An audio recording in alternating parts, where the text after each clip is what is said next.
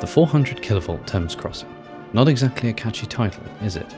But these mundanely named structures are actually Britain's joint tallest electricity pylons, and some of the tallest in Europe too. They carry 400 kilovolts of juice across the Thames, hence the name.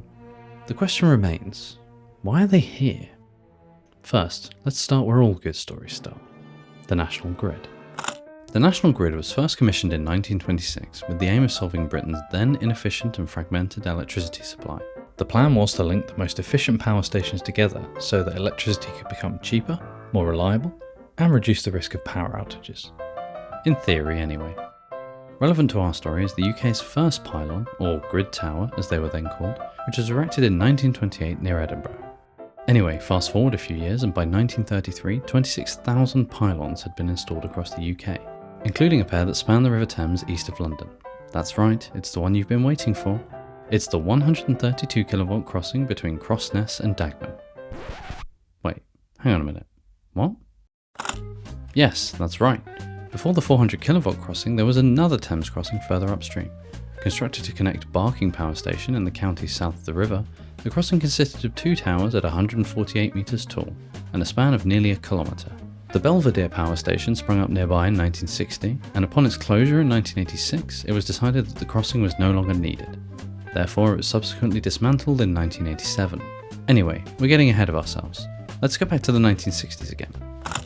The national grid had moved beyond 132 kilovolts at this point and was coming to the end of a 12-year project to create a 275 kilovolt supergrid capable of being upgraded to 400 kilovolts in the future. Why such big numbers? Well, the higher the voltage, the less power loss you get over long distances. So the more efficient our power network is. Simple as that. And this is where our crossing comes in. A new connection was needed north and south of the river, and those 132 kilovolt cables upstream just weren't going to cut it for the new system. So, a new crossing was commissioned, connecting the 1,300 megawatt West Thurrock generating station on the northern side with the Swanscombe Peninsula on the southern side. Why so tall? Well, that all comes down to shipping. Whilst London's principal dock today, Tilbury, doesn't require a trip under the pylons, back in the 1960s the docks in central London were still operational, albeit in decline, and so the crossing needed to be tall enough to allow those ships to still pass under. So, why not a tunnel? Good question. And the most likely answer is cost. Despite what it may seem, building is a lot cheaper than digging. Just take a look at how the Crossrail project went. So, providing they were tall enough to satisfy the boats and structurally sound enough to withstand storms and high winds, why not build a couple of really tall pylons and drape some cables between them? So that's exactly what they did.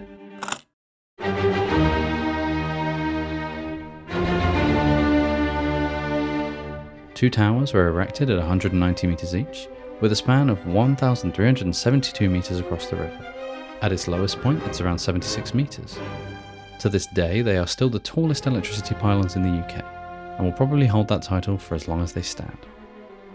On a side note, you can certainly tell that priorities had changed by the late 80s, as the minimum height for the QE2 bridge just upriver was decided at 57.5 metres. Meaning, if you had a ship that was, say, 65 metres, you'd have the pointless and unique ability to go beyond the Swanscombe Peninsula, but not much further than that. Why haven't I mentioned a construction date yet? Well, curiously enough, most sources I checked claim the crossing was commissioned and completed in 1965. However, this document uploaded to Reddit says otherwise, claiming the project was completed in 1961, twice, which makes me think it wasn't a typo. Something else that is rumoured online is that the height of the towers was deliberately chosen to snub the GPO, now BT or EE, who knows at this point, who had recently constructed their own tower in central London, starting in 1961 and completing in 1964. You may know it today as the BT Tower. I have to say, the idea of public utilities in the 1960s being that petty does amuse me, and I hope for all our sakes it is actually true. Also, while it may be the tallest, it's worth noting it's not the widest. For example, the Severn crossing is over 1.6 kilometres across, but the towers are shorter at only 148 metres, likely due to the fact that smaller ships tended to use the River Severn. I should also mention that the Swanscombe pylon is slap bang in the middle of a public footpath, so if you want, you can basically walk right up to it and take a look at its sheer scale yourself. Why bother with Paris when you can go to Swanscombe?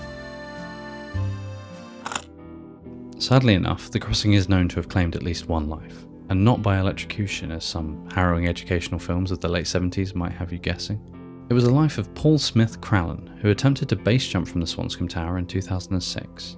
Now, he wasn't the first person to do this. The towers have long been a popular base jumping spot due to the open air surrounding them. Base jumping legend Gary Connery has claimed himself to have jumped from the tower at least 20 times since 1994. Unfortunately for Paul, his parachute failed to open after jumping, causing him to fall to his demise. A question you might be wondering is how much longer are the towers going to remain there for? Well, the typical operational lifespan of a pylon is about 80 years, which would put a rough expiration date somewhere in the 2040s. Given that to the east and the west there are tunnels transmitting power under the river, it's safe to say that this could be the crossing's ultimate fate. This means that the two pylons, which tower over either side of the river, with thousands of drivers and locals seeing them every day, will likely eventually become a distant memory. But I hope not. If there's one thing great about structures like this, it's their sheer counterintuitive nature. It feels like a tunnel would make more sense. It feels like a structure that shouldn't be there. And that, in my opinion, is what makes it special.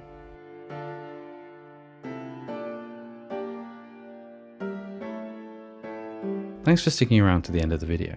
I'm planning on making a few more of these going forward, so feel free to subscribe if you're keen to see more. Also, it's worth noting I'm by no means an expert here, just researching topics I find interesting. So if you do have any corrections or additional detail to add, let me know in the comments below and we can all learn together.